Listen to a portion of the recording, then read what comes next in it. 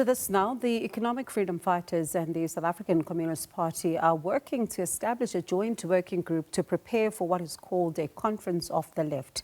Now, this is a move the two say is to unite what it calls progressive forces, which include trade unions, NGOs, as well as civil society. Now, while the meeting looked at some local as well as international issues, there are questions about how this is likely to work and even unfold, leading to the conference. Professor Bheki Mngomezulu is the director at the Center for the Advancement in Democracy at the Nelson Mandela University and joins us live now. Prof, always a pleasure to talk to you. So firstly, your reaction to this meeting.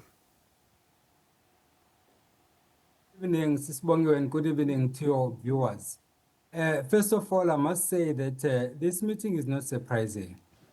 Given the fact that we have known all along that one of the concerns raised by the EFF in particular was that there was an idea of bringing together like-minded political parties, the likes of EFF, the likes of PAC, the likes of MK Party, the likes of IFP. The idea was to bring all those parties together and then have one political party, or at least have a working together of those political parties. Of course, that did not happen after the 2024 general election, where initially we were made to believe that the ANC wanted to forge relations with the DA, which is the reason why the EFF, for example, distanced itself, saying that for as long as the DA and the Freedom Front Plus are part of the collective, they will not be party to that. So this time around, they are trying to correct that mistake by bringing together what they call leftist parties coming together and all like-minded, even if they are not formal political parties.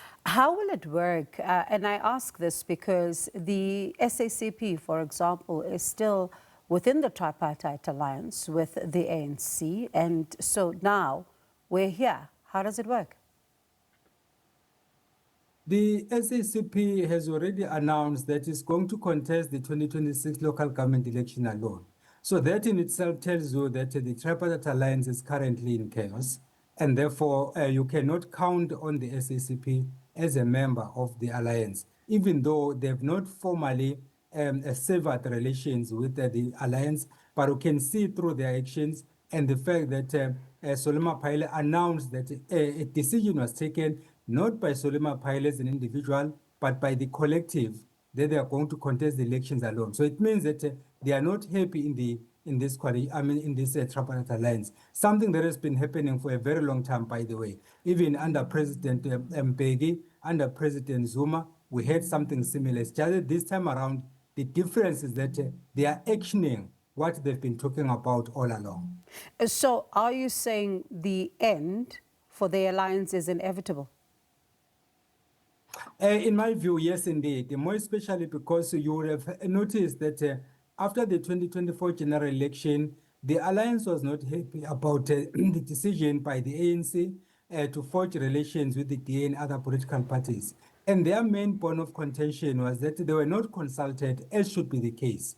Because ordinarily, before the ANC can take any decision, even though it is the majority in the tripartite alliance and it leads the alliance, but then the conventional practice is that before you take any final decision, you must consult.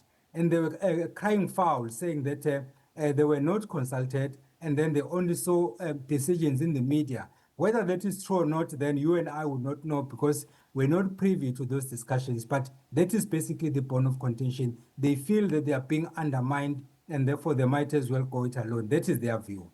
And, you know, when you look at what came out post the meeting itself, the EFF leader, for example, saying that without a united left, progressive forces will continue to score own goals while the right consolidates power. But given what you've described post the election, because it didn't seem that they were finding each other at the time, how easy or difficult will it be to unite all these voices if they were to do this?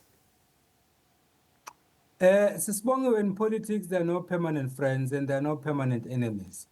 You and I know for a fact that Solomon Pile has been vocal, for example, in the past, talking against former President Jacob Zuma.